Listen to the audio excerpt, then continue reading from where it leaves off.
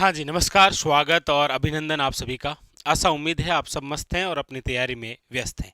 आइए शुरू करते हैं आज का हमारा सेशन। जैसा आप सबको विदित है कि हम फिलहाल 2025 के अंदर जितने भी पेपर हुए हैं, उनमें जो राजस्थान जीके के क्वेश्चन पूछे गए हैं, हम उनका सॉल्यूशन कर रहे हैं। क्योंकि ये सॉल्यूशन आपके जो आगामी एग्जाम होने वाले हैं, उन सभी एग्जामों के लिए बहुत ही खास रहने वाले हैं। आइए शुरू करते हैं।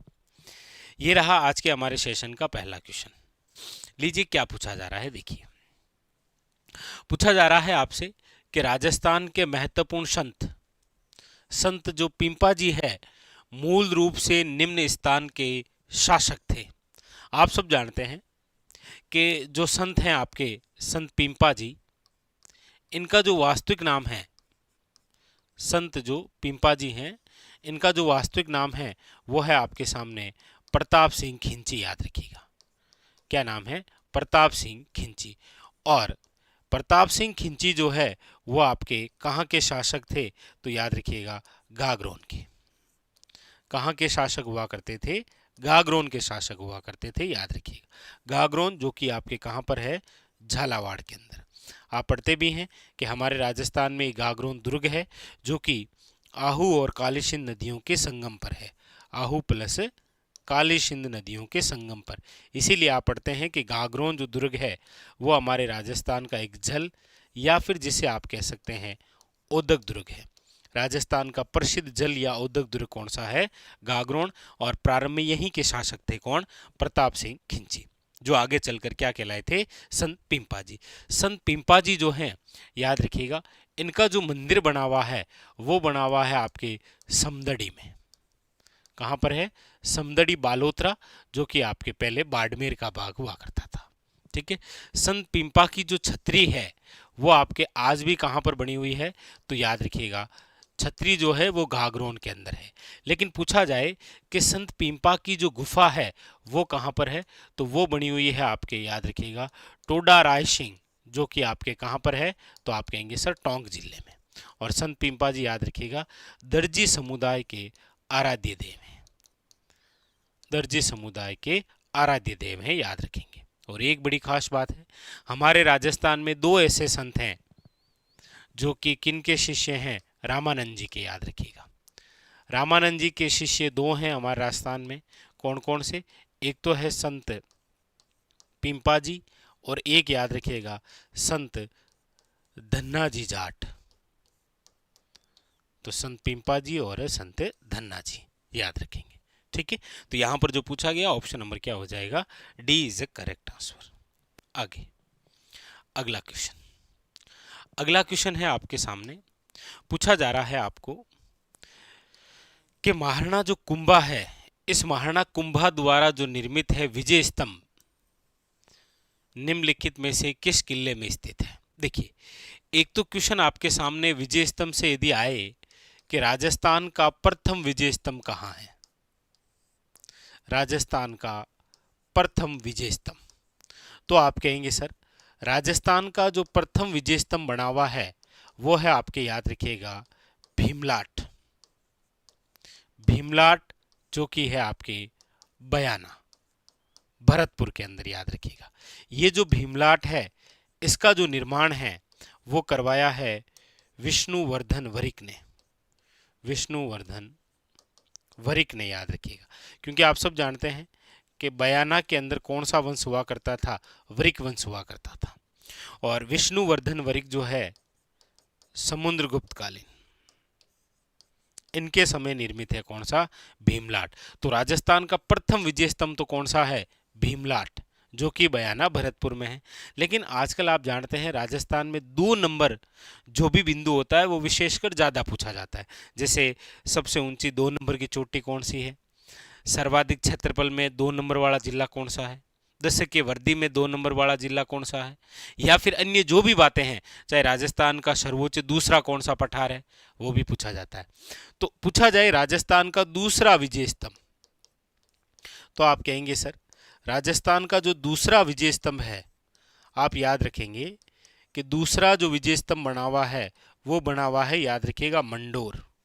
मंडोर प्रतिहार कालीन जोधपुर में। तो आप कहेंगे सर ये विजय स्तंभ, ये हमारे राजस्थान का प्रसिद्ध है, याद रखिएगा। राजस्थान का प्रसिद्ध विजय स्तंभ पूछा जाए कौन सा, तो याद रखिएगा ये आपके कुंभा द्वारा निर्मित है, जो कि है आपके कहां पर, चित्तौड़गढ़ में, याद रखिएगा। इस विजय स्तंभ का जो निर्माण है वो कुंभा ने मालवा विजय उपलक्ष्य में करवाया था, सारंगपुर का युद्ध जीतकर, मालवा विजय उपलक्ष्य में, याद रखिएगा। ठीक है, और कुंभा ने इसे बनाकर अपने आराध्य देव भगवान विष्णु को समर्पित किया है, भगवान विष्णु को समर्पित किया है, ये भी याद रखेंगे। विजय स्तंभ जो ये बना हुआ है, इसके जो वास्तुकार थे उनका नाम है, देखिए, जेता, नापा, पुंजा और पोमा। जेता, नापा, पुंजा और पोमा, याद रखिएगा। ठीक है, वेरी वेरी इंपॉर्टेंट, कौन सा, ये विजय स्तंभ। लेकिन याद रखें राजस्थान का प्रथम विजय स्तंभ और राजस्थान का दूसरा विजय स्तंभ कहाँ कहाँ है। ठीक है, आइए आगे चलते हैं। अगला क्वेश्चन, अगला जो क्वेश्चन है वो आपके सामने ये रहा, लीजिए। पूछा जा रहा है आपसे कि लाल मृदा का लाल रंग मुख्यतः निम्न की उपस्थिति के कारण होता है। हम पढ़ते हैं कि हमारे राजस्थान के अंदर ये जो लाल मृदा है, या जिसे आप लाल लोमी मृदा के नाम से पढ़ते हैं, जिसे आप लाल चिकनी मृदा के नाम से पढ़ते हैं, और कई बार आप इसे लेटेराइट मृदा के नाम से भी पढ़ते हैं। ये जो मिट्टी है ये बनी आपके दक्षिणी राजस्थान में, कहाँ पर है, दक्षिणी राजस्थान के अंदर है, याद रखेंगे। तो इसका रंग जो है वो लाल क्यों है, तो याद रखिएगा लोहे के ऑक्साइड होने के कारण इस मृदा का जो रंग है वो लाल होता है। और हमारे राजस्थान के अंदर ये दक्षिणी राजस्थान में है, याद रखिएगा, प्रमुख रूप से कौन सी, लाल मृदा, लाल लोमी मृदा, लाल चिकनी मृदा या लेटेराइट। कई बार ऐसे क्वेश्चन आता है राजस्थान के कौन से जिले में लेटेराइट, तो आप याद रखेंगे ऑप्शन भी आता है, कई बार ऐसे डूंगरपुर आ जाता है ऑप्शन, ध्यान रखें आप। ठीक है, चलिए फिर आगे। अगला क्वेश्चन जो है वो कौन सा है आपके राजस्थान जीके से संबंधित, लीजिए। अगला क्वेश्चन जो है, कंप्यूटर आ गया, मेहता आ गया, अच्छा ये लीजिए, ये रहा क्वेश्चन है आपके सामने कि राजस्थान के उत्तरी मेवाड़ क्षेत्र में स्त्री और पुरुष द्वारा एक साथ गाए जाने वाला विख्यात लोकगीत हमसिडो किस समुदाय से संबंधित है। देखिए क्वेश्चन आता है कई बार, ये हमसिडो गाया जाता है, तो याद रखिएगा हम का मतलब हो गया मैं और तुम, यदि हम हो जाते मैं और तुम, यानी कि इस गीत को गाने वाले पुरुष व महिला दोनों हैं, क्योंकि मैं और तुम तभी तो हम बनेंगे। तो ऐसे भी पूछा जाता है कि निम्न में से कौन सा गीत पुरुष व महिला दोनों मिलकर गाते हैं, याद रखिएगा हमसिडो। और ये हमसिडो जो है वो जिस समुदाय से संबंधित है वो है भील समुदाय में, याद रखिए। भील समुदाय के अंदर महिला और पुरुष दोनों मिलकर जो गीत गाते हैं वो है हमसिडो, याद रखिएगा। ठीक है, अगला अगला है आपके सामने, ये रहा, ये लीजिए।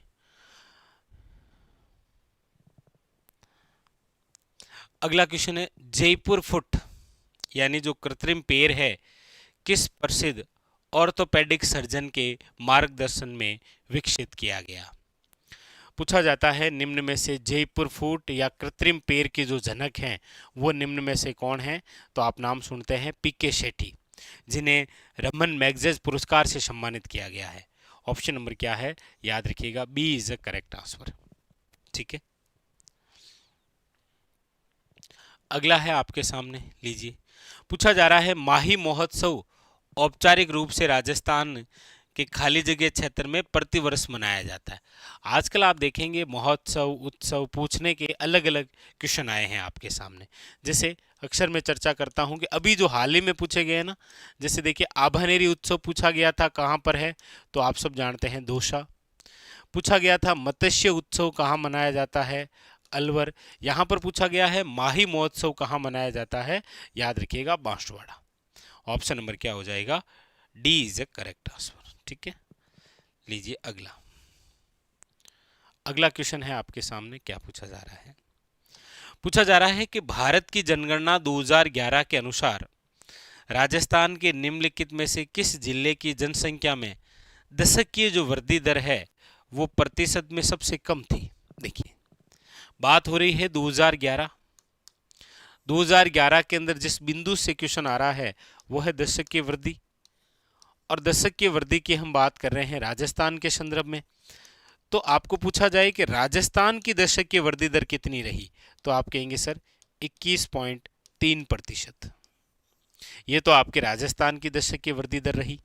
राजस्थान में सर्वाधिक किसकी रही, तो आप कहेंगे सर राजस्थान में सर्वाधिक जो दशकीय वृद्धि दर रही वो बाड़मेर की रही। कितनी, तो आप कहेंगे सर 32.5%। जबकि पूछा जाए राजस्थान में सबसे कम किसकी रही, तो आप कहेंगे सर श्री गंगानगर की रही। और श्री गंगानगर की कितनी रही, तो आप कहेंगे सर 10%। ये लो, राजस्थान की दशकीय वृद्धि दर सर्वाधिक किसकी रही, सबसे कम किसकी रही, तो आप कहेंगे सर ऑप्शन नंबर हो जाएगा यहाँ पर C is a correct answer, Shri Ganganagar. ठीक है, आगे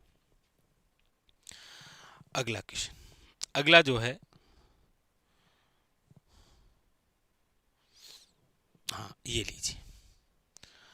अगला पूछा जा रहा है आपसे कि निम्नलिखित में से किसने राजस्थान के कोटा में 1857 क्रांति का नेतृत्व किया था।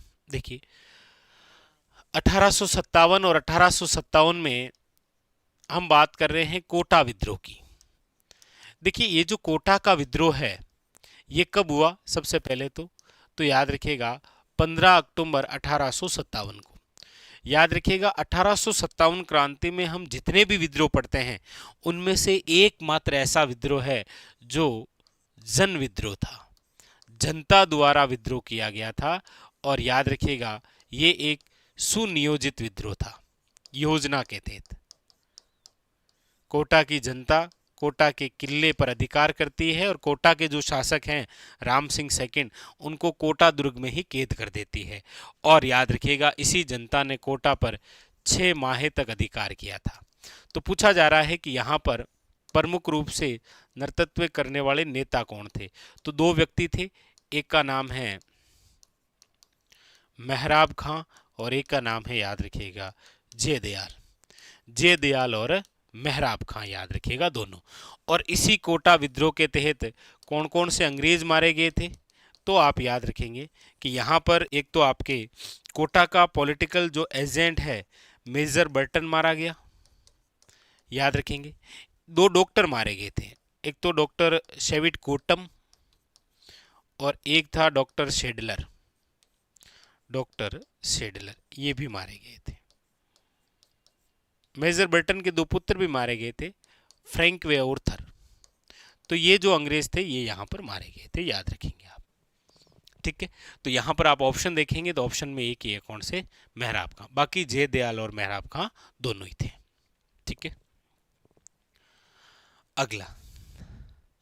अगला है आपके सामने, ये थोड़ा थ्योरेटिकल क्वेश्चन आया है। क्या आया है देखिए। पूछा जा रहा है कि निम्नलिखित में से कौन सी राजस्थानी चित्रकला की मुख्य विशेषताओं में शामिल नहीं है, कौन सी ऐसी है जो शामिल नहीं है। पहली बात, राजस्थानी चित्रकला का महलों, किलों, मंदिरों और हवेलियों में सार्वजनिक प्रदर्शन नहीं होता है। सार्वजनिक प्रदर्शन नहीं होता है, क्यों नहीं होता है? आप कोई भी महल, कोई भी किला, कोई भी मंदिर, कोई भी हवेली देखेंगे तो लगभग सारी हवेलियां तो वैसे भी कलात्मक हवेलियां हैं। राजस्थानी चित्रकला की जो मुख्य विशेषता है वो यहाँ शामिल है, जबकि ये कह रहा नहीं होता है, तो फिर विशेषता में शामिल नहीं है, तो ये नहीं है। ऋतुओं और उनके मानव जीवन पर प्रभाव का श्रृंगारिक चित्रण है, बिल्कुल है। प्राकृतिक सौंदर्य और नारी सौंदर्य का है। चित्रों में भक्ति और श्रृंगार दर्शाने, बिल्कुल सभी हैं।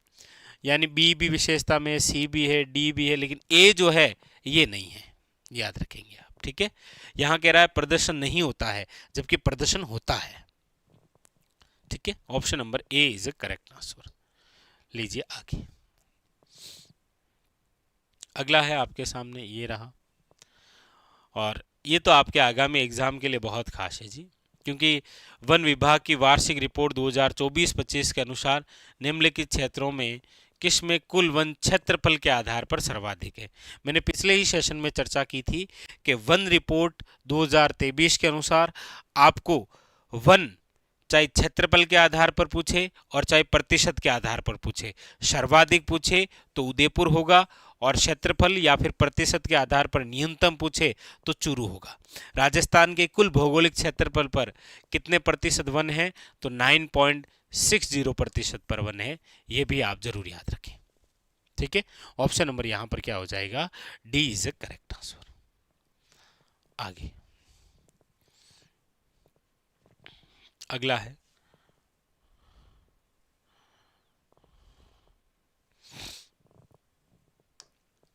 पूछा जा रहा है राजस्थान अपनी सीमा निम्नलिखित में से किस राज्य या संघ के साथ साझा करता है, महाराष्ट्र, दिल्ली, हिमाचल प्रदेश या पंजाब।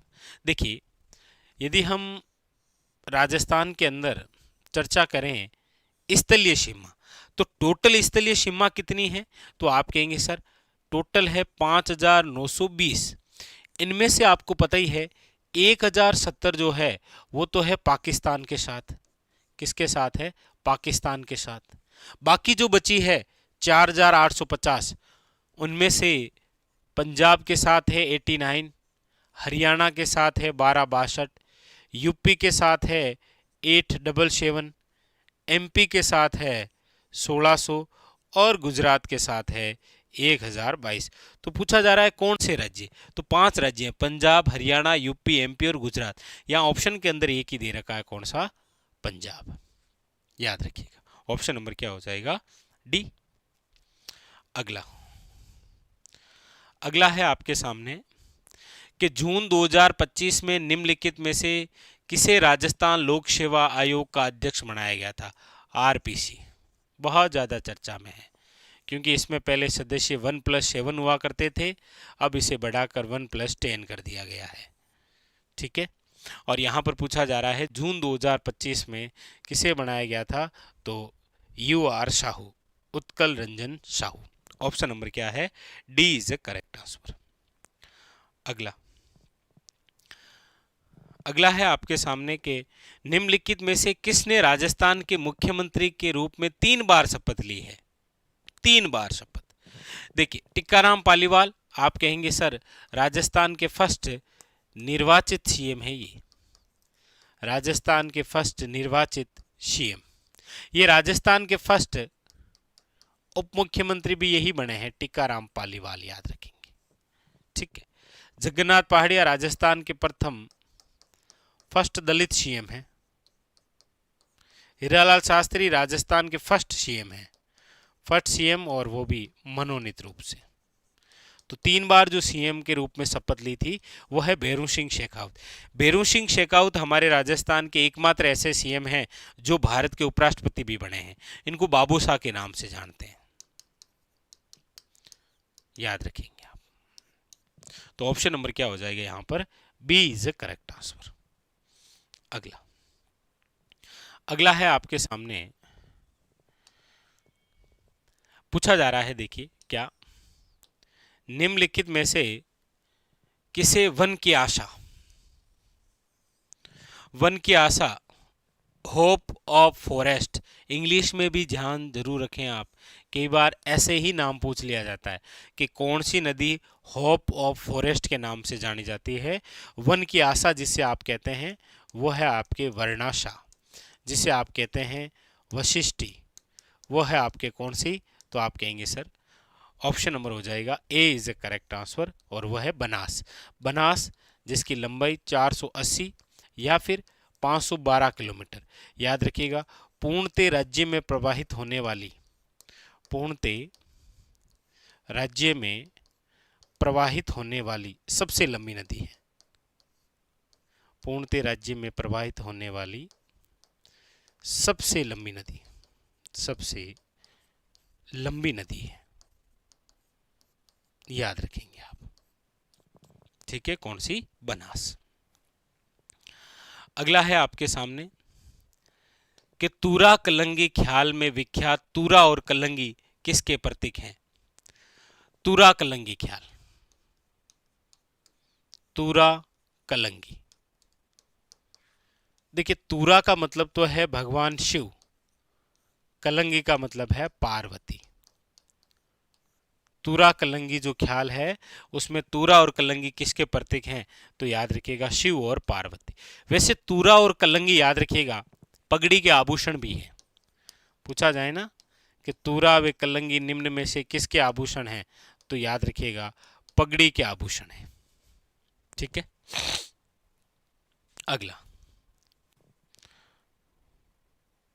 अगला क्वेश्चन है आपके सामने, लीजिए। एकीकरण के 7 चरणों के दौरान वृहत राजस्थान का गठन हुआ है, यानी कि वृहत राजस्थान या जिसे आप कहते हैं ग्रेटर राजस्थान का गठन कब हुआ है? तो वृहत राजस्थान या ग्रेटर राजस्थान, आप सब जानते हैं कि राजस्थान के एकीकरण का ये कौन सा चरण है? ये चरण है आपके, याद रखिएगा, चौथा चरण।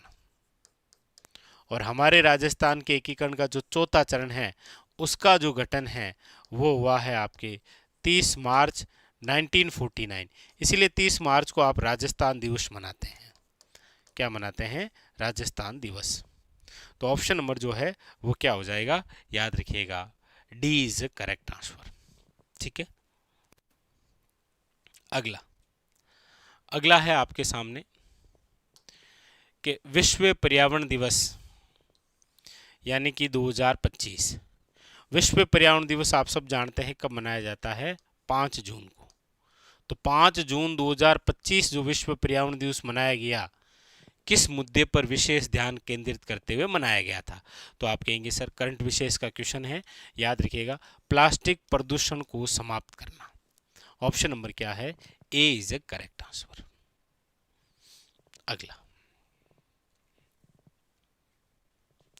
अगला है आपके सामने, लीजिए। पूछा जा रहा है आपसे कि निम्नलिखित में से किस झील को आप ढेबर झील के नाम से भी जानते हैं?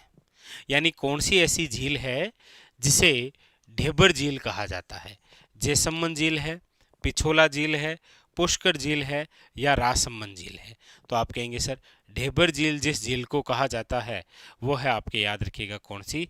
जैसमंद झील। जैसमंद झील जो है वो कहाँ पर है? तो याद रखिएगा ये सलूम्बर में है।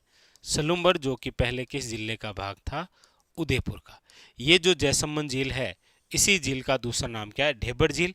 इसे आप कहते हैं जलचरों की बस्ती, जलचरों की बस्ती भी कहते हैं, क्योंकि जैसमंद वन्य जीव अभ्यारण्य भी तो है, पढ़ते हैं आप अक्सर। ठीक है, और ये वही जैसमंद झील है जिसमें आप सर्वाधिक टापुओं वाली झील कहते हैं, सर्वाधिक टापू वाली झील। कितने टापू है इसमें? तो याद रखिएगा 7 टापू है, जिसमें सबसे बड़ा जो टापू है, सबसे बड़ा, उसका नाम है, याद रखिएगा, बाबा का भांगड़ा। सबसे बड़ा जो टापू है वो तो है बाबा का भांगड़ा, और सबसे छोटा जो है, सबसे छोटा जो टापू है वो है प्यारी। ठीक है, तो ये था आज का हमारा सेशन, जहां पर हमने इन सभी महत्वपूर्ण क्वेश्चनों को लेकर चर्चा की। मिलते हैं अगले सेशन में, बाकी वाले जो क्वेश्चन हैं इनका करेंगे सॉल्यूशन। तब तक के लिए मस्त रहिए, अपनी तैयारी में व्यस्त रहिए और लगातार पढ़ते रहिए, क्योंकि देखिए आगामी जो एग्ज़ाम है वो रिट मेंस आने वाला है आपके, उसके अलावा आपके वीडियो के एग्ज़ाम हैं, उसके अलावा सीईटी के एग्ज़ाम भी आने वाले हैं, लैब असिस्टेंट के एग्ज़ाम भी है, उसके अलावा शिक्षक भर्तियों के भी एग्ज़ाम हैं। तो लगातार जो है वो आप अपनी पढ़ाई को जारी रखिए। मिलते हैं अगले सेशन में, तब तक के लिए धन्यवाद आप सबका।